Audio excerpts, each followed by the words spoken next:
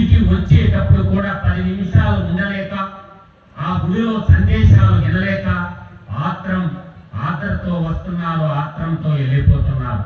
ఎక్కడికి పోయినా నిలకడ ఉండటం లేదు. అందువల్ల నేను కోరుకుంటుండేది ఏంటంటే, మహోన్నతులు మహానుభావులు ఎక్కడో గ్రామీణ ప్రాంతంలో చెప్పులు కూడా లేకుండా ముళ్ళ చెట్ల అడవుల్లో పెరిగినటువంటి ఉదయగిరి కొండ చెట్లలో పెరిగినటువంటి ఎందరో గురువులు విజ్ఞానాన్ని పెంచితే ఇంత దూరం నేను రాగలిగినాను. దేశానికి సమస్య వచ్చినప్పుడు ఈరోజు స్త్రీమూర్తిని కంటే స్త్రీనే కానాలి, ఆడబిడ్డనే కానాలి, ఇంటే రామాయణం మహాభారతాలే వినాలని చెప్పినట్టు ఈ రోజు స్త్రీ లేకపోతే ఈ సృష్టి లేదు. అందువల్ల ప్రతి ఒక్కరు కూడా ఎక్కడ స్త్రీమూర్తితో పాడినా చేతులెత్తి నమస్కరించాలని చెప్పి ఆడబిడ్డలకు మనకు బతుకునిచ్చినటువంటి బతుకమ్మలు మన అమ్మని గౌరవించుకోకపోతే, మన ఆది పరాశక్తిని పూజించుకోకపోతే మనం మడుగడే లేదు. ఈ సృష్టికి మూలాధారమైంది స్త్రీ. అటువంటి మన సత్యవాణి అమ్మవారికి శిరసా ఉంచి నమస్కరిస్తున్నాను. నేను పెద్ద జ్ఞానవంతుని అనుకోవటం లేదు, కానీ ఈ దేశం కోసం, ఈ ధర్మం కోసం, ఈ దేశంలో పుట్టిన ప్రతి పౌరుడు ముందుకు నడవాల్సినటువంటి ఆవశ్యకత ఎంతైనా ఉంది. ఈ రోజు అన్ని వ్యవస్థలు భ్రష్టు పట్టిపోయి ఉంటే ఇప్పుడు మిగిలిందే వ్యవస్థ, కాపాడుతున్న వ్యవస్థ ఏంటంటే ధర్మం. ధర్మో రక్షిత రక్షిత.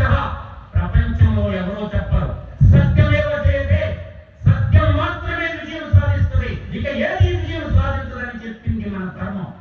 లోకా సమస్తా సుఖినో భవంతు అన్నారు. ఈ భూగోళంలో ఉండే ప్రజలందరూ బాగుండాలని చెప్పేది నా యొక్క ధర్మం. అందువల్ల ఈ ధర్మానికి చేరబట్టినప్పుడు ఈ ధర్మాన్ని రక్షించాల్సింది ఎవరో కాదు, భారతీయులే రక్షించాల్సినటువంటి.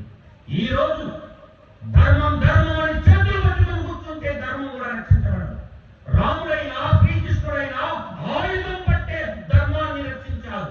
కాబట్టి ఈ రోజు అల్లూరు సీతారామరాజు అయినా, భగత్ సింగ్ అయినా, సుభాష్ చంద్రబోస్ అయినా వీరందరూ కూడా ఆయుధం పట్టకుండా విజయాన్ని సాధించిన సందర్భమే లేదు.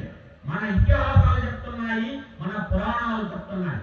కానీ ఆ ఆయుధాలను ఎలా వాడాలనేదే మనకి అస్త్ర శస్త్ర విద్యలన్నీ మన పురాణ పురుషులు రామాయణ కాలం నుంచి, మహాభారత కాలం నుంచి, ఏకకాలం నుంచి మనకు అందించారు. ఆ విజ్ఞానానికి దూరంగా జరిపి A+B² వెళ్ళిపోయింది. అందువల్ల నేను ఒకటి చెప్తున్నాను, ఎంతో మంది మహానుభావులు పుట్టినటువంటి ఈ గడ్డలో మళ్ళీ పునర్జీవింప జరగాలి భారతీయ తత్వాన్ని. ఈ పునర్జీవించబడే ప్రపంచానికి ఇదిరానా భారతీయ తత్వం. 26 అక్షరాల ఇంగ్లీషు భాషకి అంత పొగురుంటే 56 అక్షరాలు ఉన్న నా భాషకి ఎంత పొగురుండాలా అనేది నా ఆవేదన.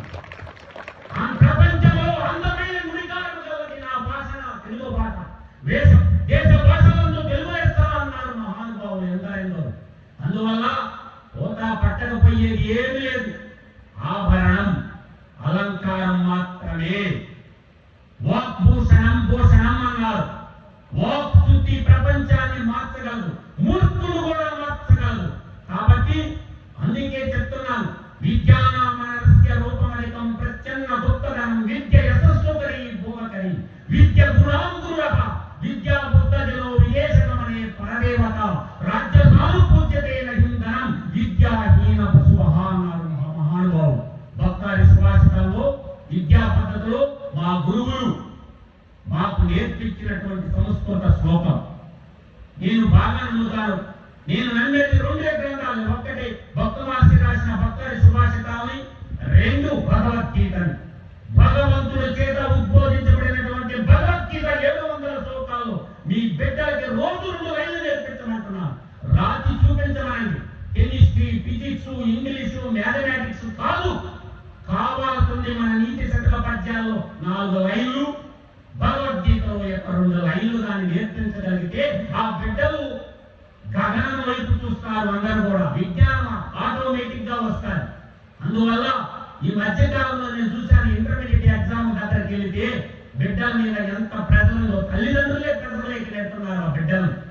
నా బిడ్డని చెప్పాను నేను, నాన్న ఫ్రీగా ఉండు, నీకు వచ్చింది రాసి వచ్చేయమని చెప్పాను. కాబట్టి ఫైనల్ గా నేను ఒకటే మాట చెప్తున్నాను, ధర్మో రక్షిత రక్షిత, లోకా సమస్త సుఖినో భవంతు, సత్యమేవ క్రియతే వృక్షో రక్షిత రక్షిత, వృక్షాలను కూడా కాపాడుకోవాల్సిన అవసరం ఉంది. అలాగే ఇలాంటి వాళ్ళకి సహాయ సహకారాలు అందించాల్సిన అవసరం కూడా ఎంతైనా ఉంది. రోజు ఒక టీ ఖర్చు మనం దాన ధర్మం చేయగలిగితే ఆ సర్వేశ్వరుడు కూడా మనల్ని కూడా ఆశీర్వదిస్తారు, అష్టైశ్వర్యాలు ప్రసాదిస్తారని కోరుకుంటూ నాకు ఈ అవకాశం ఇచ్చినటువంటి పూజనీయులు మా తల్లి గారి సమానులైనటువంటి సత్యవాణి ఆంటీ గారికి పాదాలకు నమస్కరించు సెలవు తీసుకుంటున్నాను.